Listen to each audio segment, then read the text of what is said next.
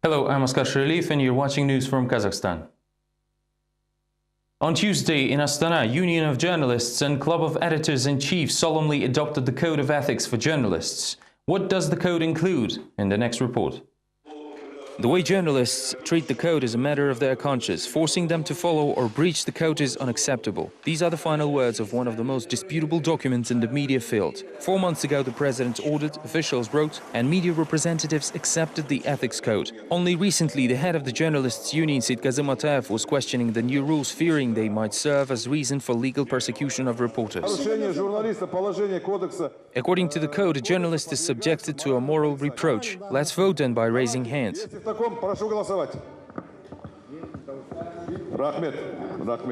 At the time the code was under discussion, human rights activists and NGO activists were meeting at another location in Astana discussing how the civil society can influence the lawmaking process. Human rights activist Evgeny Zhovtis is skeptical of the news that from now on journalists will be subjected to moral reproaches.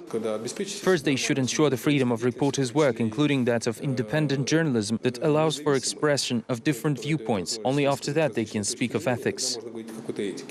It is promised that the new document will be for media's own good, but it doesn't solve the main problem of increasing journalists' responsibility, says media lawyer Diana Akremova. Over 10 criminal cases on the grounds of libel and 70 civil lawsuits on defense of honor, dignity have been instigated since the beginning of this year against journalists. I feel that we already have reasonably strong legislation and don't need to adopt other documents. A roundtable discussing the problems of access to justice was held in Kazakhstan. Find out the details from the next report.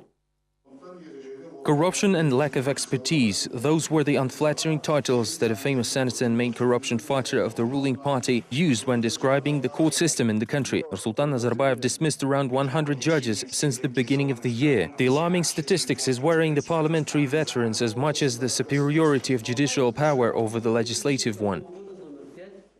Парадокс заключается в том, что можно критиковать законы, принимаемые парламентом, постановления правительства. The paradox is that one can criticize the laws passed by the parliament or government decrees. However, when it was proposed to put some of the enacted laws under public review, the community of judges adamantly opposed to the idea. The tone that the main anti-corruption activists set at the round table in Astana was picked up by other participants. Among them were the ones who used to be in charge of justice in the past. Tagir Sisimbayev, the former deputy head of the Supreme Court, accused his ex-colleagues of ignoring even basic procedures while hearing cases.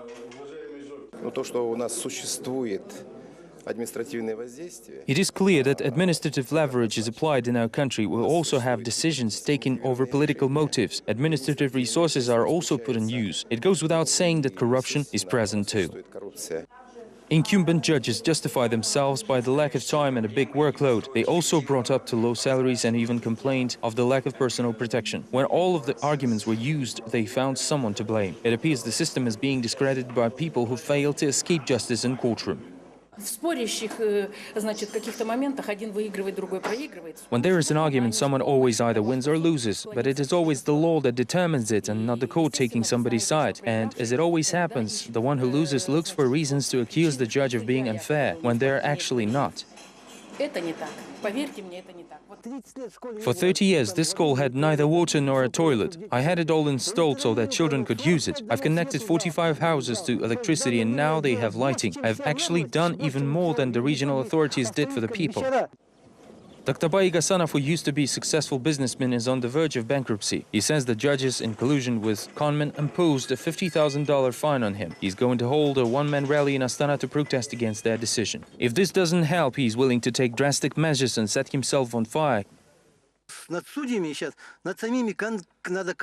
judges are the ones that need to be under control. Special committees should be set up for this, and our government must be aware of the situation. I'm a member of Nuratan Party, and I really don't know who I can trust.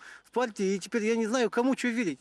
make sure that the rights of Kazakhstan citizens are respected, public activists proposed to enact a law that will ensure a review of the court's verdicts and decisions. This wasn't the only recommendation produced at the conference. The wishes of judicial system officials were also taken into account. The judges managed to convince the lawmakers to consider an increase in salary due to extra hours.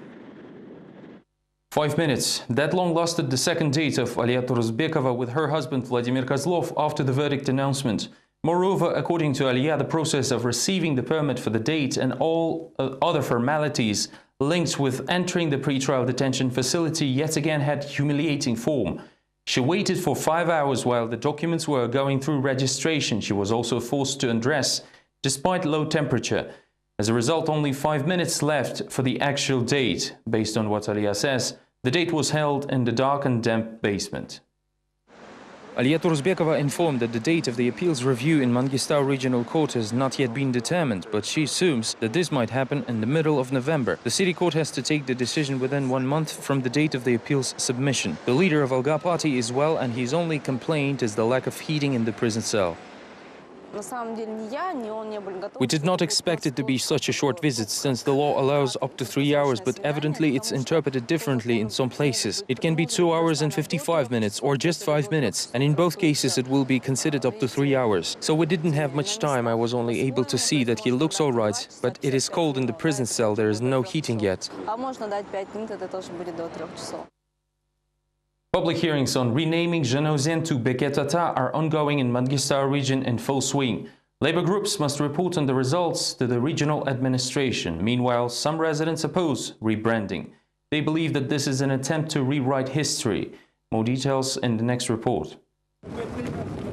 The employees of Ozenzhulu municipal enterprise of Zhanaozen city were among the first ones to discuss the rebranding of the city, albeit it took place behind closed doors. The deputy director of the company, Adilbek Rubilov, told that the staff meeting was held by the order of mayor's office. Yes, we will pass the decision to City Council and Mayor's office, who actually gave us this order. That is the reason why we gathered the staff here, to find out whether the people support the idea of renaming the city. So far, the opinion of people is divided. 6 people voiced their opinion, and half of them support the idea, while the other 6 stands against it. Galina Yakovleva strongly opposes the initiative to rename the city. She came to the city of oil workers in the onset of 1960s by the order of Soviet authorities, and since then she lives here. According to her, this idea was born by senior officials. I believe this idea came down from the top. They simply want to erase their shame. So many people died and so much blood was shed, and now they want to rename the city. What for? What's the difference if they go on strike again? They will call it Zhanaozen regardless of the name. No one supports it. People know me well, so they ask me, did you hear about it? What is going on? Venera Popova, just like Galina Yakovleva, came to Zhanaozen during Soviet times. She is one of those who people call pioneers. Why do they need to change the name of the city, especially when so many bad things happened here? How could they rename it into City of God or City of Allah? Why do they want to hurt feelings of religious people? Why? It's wrong. Asylbek Aydarov, the person who proposed the idea of rebranding to the governor of Mangistau region, is out of town. They say he had been in Astana on short notice. The honorary resident of Zhanaozen, Asylbek Aydarov, a chairman of Veterans Council, previously worked as the editor of Zhanaozen newspaper. Here is what Muratbek Ulukpan, his former colleague, had to say. Could you comment on this? No. Why? My hands are in handcuffs and my mouth is covered with the duct tape. During a private talk, the journalist of the local newspaper told that it is not the first time when Asylbek Aydarov had proposed this idea. 2 years ago, Aydarov proposed to rename the city into Nurozen in honor of the president of Kazakhstan. Public transportation drivers organized a strike in Atrau. They claimed that fiscal authorities forced them to install cash registers. Drivers found out about it only in the morning when fiscals started to fine them for the absence of cash registers. We pay taxes and follow the regulations. Why do we need this cash register? Tax inspectors are giving us a really hard time with those taxes. Is this because they don't support small business? Sometimes cars break down when tickets have already been sold and we still have to return the money to passengers. It is obvious that we're going to incur losses. Nevertheless, passengers appear to suffer the most in this situation. Thousands of Atrau residents were late for work and children didn't make it to schools. Tax agencies responded to transport carriers' protest by saying that, like all entrepreneurs, they need to follow tax code. Still, the outrage of transportation companies did produce an effect, and carriers were given 10 days to purchase cash registers. They have the status of individual entrepreneurs and therefore they must know the laws. This has all been stipulated in the tax code. I didn't make it up. Cash registers are required to control their income because they do not report the real amount otherwise. Their representatives may come to the tax committee and we will explain everything to them. Almaty pensioners sent 117th appeal to the president on Tuesday. In the same document, they asked to dismiss some high-ranking officials. In course of an hour, police tried to persuade elderly to leave the strategic location, the Almaty residency. At the same time, they promised to deliver the letter to Akarda. More on democratic procedures next. What is it, a secret facility? We have come to see the president of our country. Do you understand? We're not terrorists, we are the pensioners. Almaty pensioners stood up for justice and transparency, bringing their appeal to President Nazarbayev's city residence. For almost an hour, law enforcers tried to persuade the senior citizens to leave the territory of the strategic object, explaining that there is no one in the residence except the security guards. But in the end, the officials had to enter into the dialogue. No one is going to meet you here. Only security guards are inside and we're not allowed to have visitors. Please send your petition to the president's administration in Astana. I am a survivor trying to survive in this country. The pensioners want to charge the President's Chief of Staff Karim Masimov, Social Issues Advisor Gulshara Abdukalikova and Antitrust Committee Chair Murat Aspanov with inciting social hatred. The elderly also want to see pensions amount to 75% of the actual mean salary index, reasonable utility rates and fees based on individual contracts. Look at our pensions. We get about $150 per month, some a bit more, but you can't survive with this money. Half of this is spent on utilities and one has to decide how to spend the rest on food or medicine. The chair of the Social Foundation Center for Democracy, Dos Kashim, personally sent appeals on various issues to Astana. Kashim believes that the president is well aware of the pensioners' hard life, but these problems have to be resolved by the parliament and ministers, not the head of state. Evidently, democracy is also a bureaucratic procedure. Unfortunately, I am more and more assured lately that all the letters that are sent to the president end up in the waste bin. Appeals should be first addressed to the line ministers, and if there is no response to the parliament. Problem is, we don't have ties between parliament and the people. In the end, the head of the Almaty Internal Policy Department met with the pensioners. I'm here on the orders of the State Inspector of President's Administration, Bajrumanov, who is currently in Astana. He told me to accept all the documents you brought here. We can go to my office at the city administration and discuss all issues there. If needed, we can take all the papers and hand them over to the State Inspector, who in turn will inform the country's leadership. Unfortunately, pensioners don't trust these promises and might return to rally next to Nazarbayev's residence in November, bringing their 118th petition along. The shareholders of Sert company entered the streets of Almaty with a message to the president of Kazakhstan. Sert is on the verge of bankruptcy, and for the third year in a row, people are unable to receive their apartments. So the shareholders organized an action that looked like an anti-war march. Doves, balloons, confused shareholders, and escorting police. Find out the details from the next report. For 3 years, about 1,000 shareholders of the contractor Sert have been trying to get solemnly promised apartments from the honorary builder of Kazakhstan, Amangildi Yermigiayev. Despite the fact that the money has been already invested so far, not a single shareholder has been able to have a housewarming party to celebrate new home. It's a disaster. We're neither paid back nor given the apartments. We believe that the bankruptcy of the company Sert is deliberate, as it is convenient for the developer. Thus, the bankruptcy removes any obligations of the company Sert for building these residential complexes, Zheli 2 and Residential Complex 3. The seemingly peaceful rally of the failed apartment owners evoked a response from the law and order. The interest holders were threatened by the head of the Territorial Department of Internal Policy of Almala District, Adilet Kirimbekov. Your assembly is unauthorized. I'd like to remind you that you can be brought to the administrative responsibility. In this regard, your rally is illegal and you are not allowed to cross Tolebi Street. The founder of the joint company Sert is Amangildi Yermigiayev, a former party deputy of the president. Relying on this, interest holders have entrusted their assets to him without any hesitation. Now they have addressed their appeal to the president, Nursultan Nazarbayev.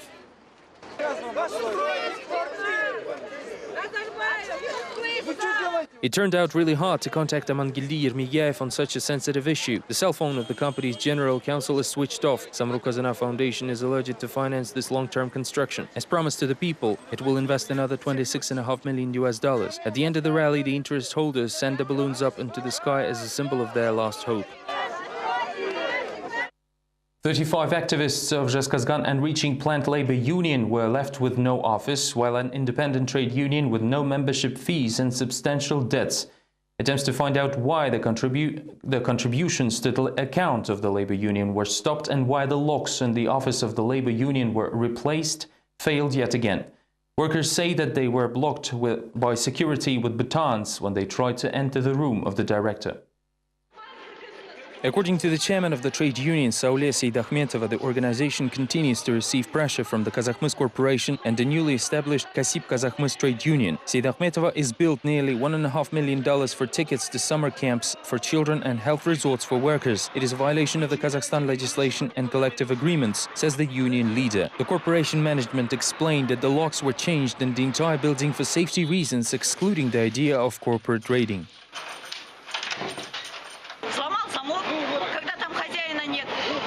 He picked the lock when the owner was not around. There were personal things and different documents, and yet he picks the lock. Now he's looking away. They will keep looking away from people for the rest of their lives.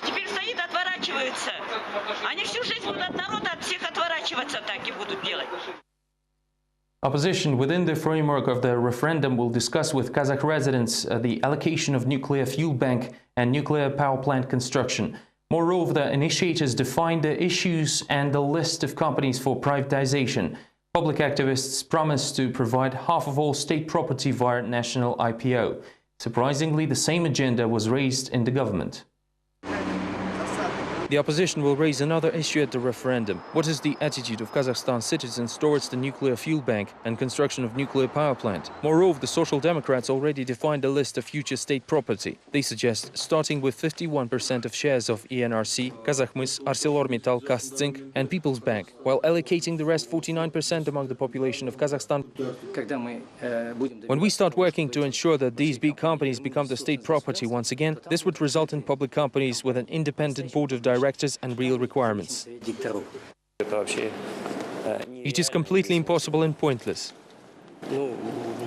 Could this be reasonable to denationalize? Why? What for? This was the response of Bolat Jamishov to the idea of plebiscite. The Minister of Finance just came out from the government session which discussed the issue of people's IPO. The conclusion was made unanimously that only about 0.5% of Kazakhstan's population will purchase the paper securities. According to the survey, 34.4% of adult population is aware of the People's IPO program and 7.3% claim their intention to buy shares. Based on this idea, the potential of participation in the program can be estimated at 50,000 people. Meanwhile, the proponents of universal suffrage clarified that the new privatization may indeed be national. The referendum is suggesting to distribute 49% of the shares to the population for free as opposed to selling it. Giving it away makes a fundamental difference. Both campaigns, the People's IPO and the referendum, are on standby. The people of Kazakhstan don't know much about the plan of politicians and social activists, while the idea of purchasing the shares isn't very popular. Even back in economically prosperous times, there were at most 3,000 retail investors in the country. 2 were killed and 13 hospitalized after a mass brawl with the use of weapons in Shymkent. The verbal exchange between relatives in the village of Zabadam turned into a brawl with stabbing and shooting.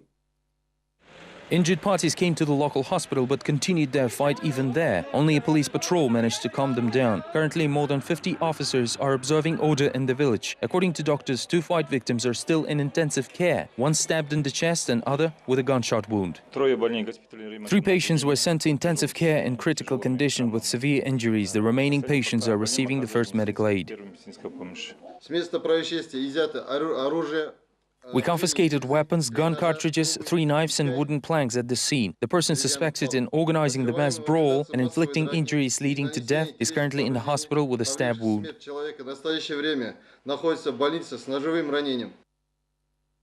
The number of victims at Arkan Kergen outpost could be 16 or even 17 as opposed to initial number of 15. This was voiced on Tuesday by Serek Sarsenov, attorney of Vladislav Chelok, the suspect bodyguard. The attorney made this conclusion after thorough examinations of the materials of the criminal case. The lawyer also said that he will try to drop charges on the counts of murder, theft of personal belongings and secret materials. It appears that Chelok rejected the services of his other attorney Turgen Berlikhajanov on the grounds of his association with the prosecution. Berlikhajanov himself seen the situation differently. The investigation is now over, so I just said that perhaps I won't be able to participate in the trial. I'm not feeling well and I have to follow a special treatment routine. The family still asked me to continue the defense until the end, but we will see. Equipment worth $5 million arrived in Kazakhstan. This is the amount the state paid to create a scientific molecular genetic lab of innovative type. Perhaps if it was opened a bit earlier, there would be no need to order DNA tests over Arkan-Kergen incident in Germany.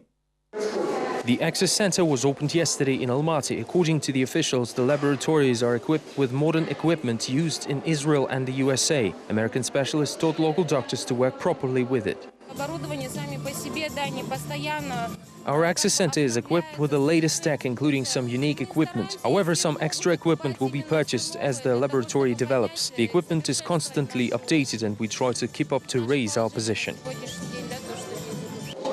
The molecular genetic laboratory is about to move to self-sufficiency soon. The price list will be worked out for those who want to make a blood test without the doctor's referral. The equipment can detect the genetic predisposition to cancer or other yet incurable diseases. Moreover, it is planned to develop drugs created by genetic engineering.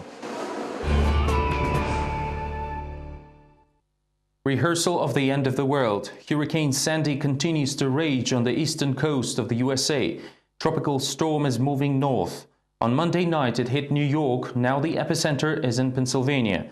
Wind velocity reached 150 kilometers per hour. At least 16 people were killed by the storm in the USA and Canada. No Kazakh victims were reported. MFA of the country is waiting for the information from the embassy on possible victims among Kazakh citizens. More than 3 million US residents remain without electricity supply. The state of New York has declared a disaster zone for already 2 days, with shut down subways, flooded tunnels and closed government offices. President Barack Obama and his opponent Mitt Romney suspended all the campaign activities on Monday. Various videos and photos from the emergency area appeared on the internet, from Atlantic City residents dancing in the rain to sharks swimming in the streets of coastal towns. To recap, a powerful cyclone formed in the Atlantic Ocean, affecting Cuba, Haiti, Jamaica and the Bahamas, temporarily trapped the travel expedition of Kazakhstan biker Dmitry Petrukhin. Among the American states, New York and New Jersey were affected the most. In some areas, water level reached up to 4 meters. Manhattan appears to be completely cut off from the mainland. One of the electric substations gave up in fury explosion, resulting in approximately 50 houses burned down. Over 500,000 people were evacuated with a state of emergency declared in 10 states. Washington temporarily shut down all federal agencies and educational institutions, including NASA Space Center and Pentagon. According to the American Meteorological Society, Sunday is the strongest storm in the last 100 years, but locals still seem to be accustomed to such tricks of nature and in fact even manage to joke about what's happening. Hello, how are you? Well, how are you? The approximate damage caused by Hurricane Sandy is estimated at $20 billion. Just a little more than half of this amount will become a burden for the US budget. Authorities of the country were preparing for the hurricane in advance. Thousands of people were evacuated from the east coast. Will this force Kazakh residents to start insuring their lives and property? In the next report. Hurricane Sandy passed through the pillar of capitalistic world. The insurance companies will now have to pay almost $10 billion. This is almost 10 times more than the current value of the entire insurance market of Kazakhstan. There is only 12% of the population that has insured their lives and property. This attitude is simply irresponsible, both towards your money and your life, and the lives of those we are responsible for. Retiree Maria Shapovalova is a former chief accountant. Despite a sharp Soviet education, she flatly refuses to get insured. She works at the markets and reminiscing. During Soviet times, I used to insure my children and grandchildren, or even insure myself. Everything was real. We were receiving insurance benefits. However, it involved a bit of running around. These days, I do not believe anyone. I don't believe in insurance, and therefore I don't want to get an insurance. Абсолютно. The people who get insured are mostly those who work for some insurance companies in Kazakhstan or those who actually know something about the system. Ahmedjan Muhammadiev insured almost everything. Perhaps it won't be a mud flow or the flooding, but you may easily flood your neighbor below. I insured property along with my health against sickness. This is just in case, you never know. You might damage your car or you might slip. This is to help me relax and not worry about tomorrow. A couple of years ago, the experts estimated that one major earthquake in Almaty would cost the treasury $13 to $14 billion. The key question here is whether the budget can afford this amount. In this case, not a single state insurance can insure you on that. Buyer from Karaganda found unidentified insects in his bag of semolina porridge and now wants to file a lawsuit against sellers and producers to recover the moral damage. Was he successful? Find out from the next report.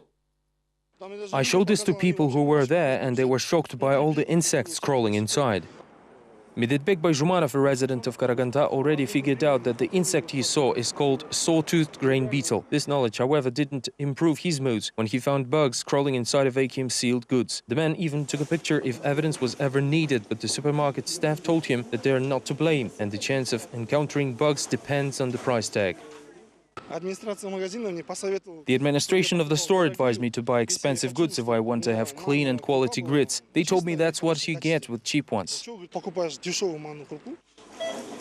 Outraged, Medet asked for a compensation. The supermarket administration in turn told him that the product must undergo examination and he also needs to present a receipt. The man went to quarantine department, which held an unscheduled inspection of the supermarket and in the packaging shop in charge of cereals. Nothing extraordinary was found there except for saw-toothed grain beetle. Республиканская карантинная лаборатория дала заключение, что данный объект является не карантинным. The National Quarantine Laboratory concluded that this place is not subject for quarantine. We found saw-toothed grain beetle, but it is not a quarantine pest. It is usually populates the food substrate. Заселяется в основном на пищевом субстрате, продуктах питания. But people liking cream of wheat are not really concerned whether the exotic insect is dangerous or not. Medetbek already filed a lawsuit. His case in court will be represented by a public organization for the protection of consumer rights. Experts confirmed the improper quality of the product. Consequently, we have a violation of consumer rights, regulated by Article 7, which also governs the rights of consumers on compensation of moral damages. Medet Bayjumanov estimated his moral damages at $1,400. This is all we have time for now. Thank you for watching. Goodbye.